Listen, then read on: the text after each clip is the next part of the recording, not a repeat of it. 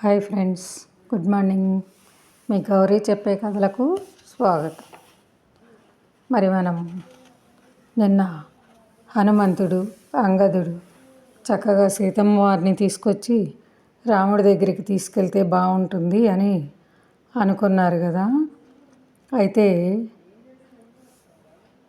జాంబవంతుడు ఇలా చెప్పగానే వానర వీరులంతా చాలా బాగుంటుంది, బాగు అని అంటారన్నమాట. వెంటనే వారు అందరూ కూడా మహేంద్ర పర్వతం విడిచి కిష్కింద వైపుకి ఎగురుతారు. అలాగా వాళ్ళంతా మేరు పర్వతం, మందర పర్వతాల్లాగా మదించిన ఏనుగుల్లాగా ఉండడం వల్ల ఆకాశం అంతా ఆవరించేశారట. ఆ వానర వీరులందరూ తమ చూపులతోటే హనుమంతుణ్ణి మోసుకుపోతున్నట్టుగా ఉన్నారట. వారందరూ రామచంద్రుని కార్యం నెరవేర్చి ప్రతిష్ట పొందుదామని ఉన్నారన్నమాట. ఆ శుభవార్త రాముడికి ఎప్పుడు చెబుదామా అని తొందరపడిపోతున్నారు.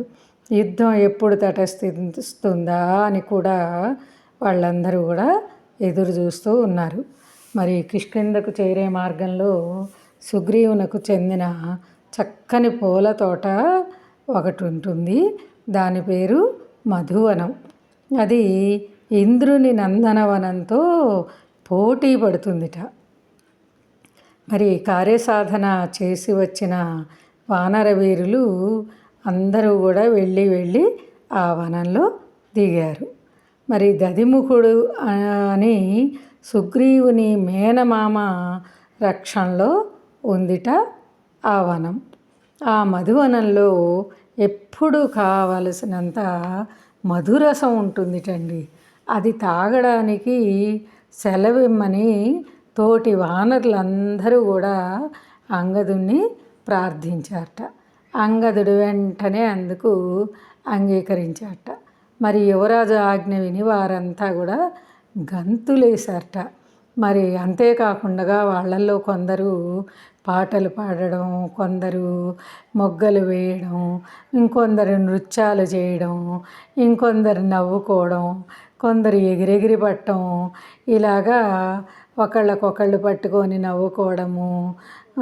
అందరూ కూడా ఆ విధంగా ఆనందాన్ని పొందుతూ ఉన్నారట.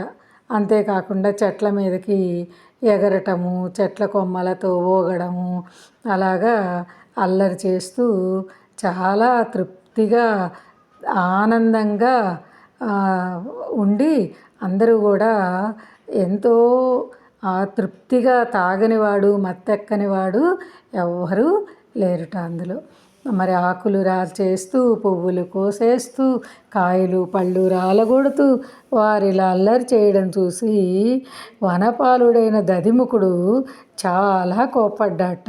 కొందరిని అతడు గదిమేట, ఇంకొందరిని చరిచాట, అలాగే ఇంకొందరినేమో గెంటేశాట. మరి ఇవన్నీ కూడా చేస్తుంటే వాళ్ళంతా ఏంటంటే నిర్భయంగా అతన్ని ఎదిరించి, తిరస్కరించి, గోళ్లతో గీకి, పళ్ళతో కొరికి, చేతులతో చరిచి, కాళ్ళతో తన్ని మరి ఆ వనంలో తినడానికి భోజ్య వస్తువు ఒక్కటి కూడా మిగల్చకుండగా తినేశారట. మరి హనుమంతుడు వాళ్ళనందరినీ చూసి, మీరందరూ కూడా సావకాశంగా మధువును పుచ్చుకోండి, మిమ్మల్ని అడ్డుకునేవాడు ఎవడు లేడు, మీరు మాత్రం నిర్భయంగా మధుపానం చేయండి అని అన్నట్టు. అది విని యువరాజు అంగదుడు, మీరందరూ యథేచ్ఛగా మధుపానం చేయండి, కృతకృత్యుడై వచ్చిన హనుమంతుడు చెడ్డ పని చెప్పినా నేను అంగీకరించవలసిందే, ఇలాంటి మంచి పని విషయమై చెప్పవలసింది ఏముంది ఇంకా అని అన్నట్ట. వెంటనే వానరులందరూ కూడా భేష్ అంటూ అంగదుడిని కీర్తిస్తూ తోసుకుంటూ వనంలోకి ప్రవేశించారట. అక్కడ కాపలా ఉన్న వారందరినీ భయపెట్టి మరి ఎవరు ఎంత కావాలో అంత తీసుకొని మధుపానం చేస్తూ ఇంకా తేనె పట్టులతో కూడా కొట్టసాగారట. మరి చెట్టు కొమ్మలతో ఊగడము అంతా చక్కగా అందరూ కూడా ఎంతో సంతోషంగా మధుపానం చేసి ఒళ్ళు తెలియకుండా పడుకొని నిద్రపోయారట. మొత్తానికి అక్కడ ఉన్న కాపలా వారందరినీ కూడా వాళ్ళు చాలా విసిగించేశారట. ఆ విధంగా చేసి అందరూ కూడా వాళ్ళ ఆనందాన్ని మరి పరిపరి విధాలుగా పెంచుకున్నారు. అయితే ఇంకా అందరము వెళ్ళి బలం ప్రయోగించి వాళ్ళని అరికడదామంటూ బయలుదేరారట. దాంతో ధైర్యం వచ్చే వాళ్ళందరూ యుద్ధానికి బయలుదేరారట. మరి వాళ్ళు ఎలా బయలుదేరారు? మద్ది చెట్లు, తాడి చెట్లు, రాళ్ళు, రప్పలు పుచ్చుకొని బయలుదేరారట. మరి దదిముఖుడు కూడా ఒక చెట్టు పుచ్చుకొని బయలుదేరారట. వెళ్ళడంతో వాళ్ళు వానరుల మీద పడ్డారట. అది చూసి హనుమంతుడు మొదలైన వారు వాళ్ళని ఎదుర్కొన్నారట. అంగదుడు మిక్కిలి కోపించి దదిముఖుడిని పట్టుకొని కొట్టాట. నేల మీద పడిదోసి కుమ్మాట. దాంతో దదిముఖుడు కొంతసేపు మూర్ఛపోయాట. మరి కొంతసేపటికి తెలివి వచ్చాక వానరులతో పోరి చివరికి తను వాళ్ళతో ఒక ఏకాంత ప్రదేశానికి వెళ్ళి వీళ్ళని ఇలాగే ఉండనిద్దాము, సుగ్రీవుడు రాముని దగ్గర ఉన్నాడు కదా, పదండి, అతనితో అంగదుడు చేసిన దుర్మార్గం అంతా చెప్తాను, సుగ్రీవుడే వాళ్ళని బాగా దండిస్తాడు, సందేహం లేదు. మరి రాజుగారు ఆజ్ఞ తిరస్కరించారు, వీళ్ళంతా కూడా దండించటానికి అర్హులే, అప్పుడు మన సంగతి వీళ్ళకి తెలియడం అని చెప్పి అన్నట. సరే అనేసరికి పదండి పదండి అంటూ అందరూ వెళ్ళారట.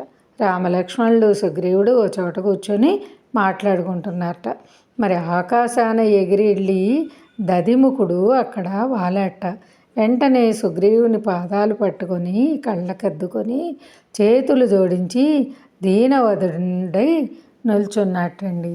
మరి ఇలాగా దదిముఖుడు తన కాళ్ళ మీద పడ్డందుకు సుగ్రీవుడు ఆశ్చర్యపోయి, లే నా కాళ్ళ మీద ఎందుకు పడతావు వీరాధి వీర, నీకు అభయం ఇచ్చాను, ఏంటో చెప్పు అని అడిగాట. అప్పుడు దదిముఖుడు, నువ్వు నీ అన్నవాలి నీ జనకుడు వృక్షరజసుడు కూడా ప్రాణప్రదంగా చూసుకున్న మధువనం వానరులు ఎన్నో విధాలుగా పాడు చేశారు.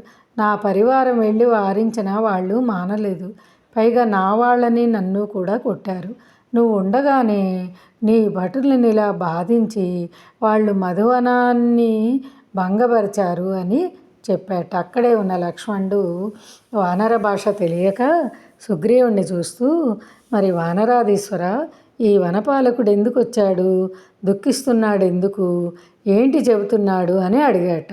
దాని మీద సుగ్రీవుడు, ఆర్య, దదిముఖుడు అంగద ప్రముఖులైన వానరులు మధువనంలో మధు అంతా భక్షించారు అని చెప్తున్నాడు.